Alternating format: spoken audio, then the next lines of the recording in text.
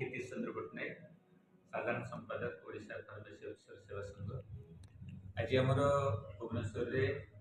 26तम वार्षिक सम्मेलन एवं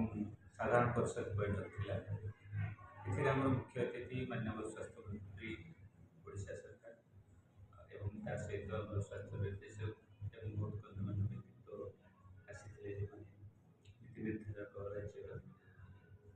स्वास्थ्य विभाग में फार्मासी अधिकारी मैंने एक जागृत प्रहरी भाव में मेडिकल कॉलेज आरंभ कर ग्रामांचल डाक्तखाना पर्यंत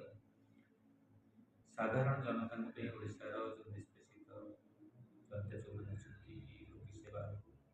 सेवा दौरान अहरह दे आसी प्रत्येक योजना रूपायन कर सफलता सरकार जो से बहुत बड़ भूमिका आम फार्मेसी अधिकारी भाई बहन अच्छी। तेणु विशेषकर मुझे सरकारी उदासीनता लगी किसी आमर जो आगुरी विभिन्न कर्तृपक्ष कहतु सरकार कहतु जो पारे विभिन्न ये सरकार समय किसी कर्णपात से गोटे बहुत बड़ जोटा दाबी थी प्रमोशन 39 वर्ष पर प्रमोशन प्रथम थर पाई लोक मैंने आउ गए जो मुख्य दाबी गोटे पे को लेकिन बेसिक पे को लेकिन से विषय में सारा भारत में अन्य राज्य तुलन में आम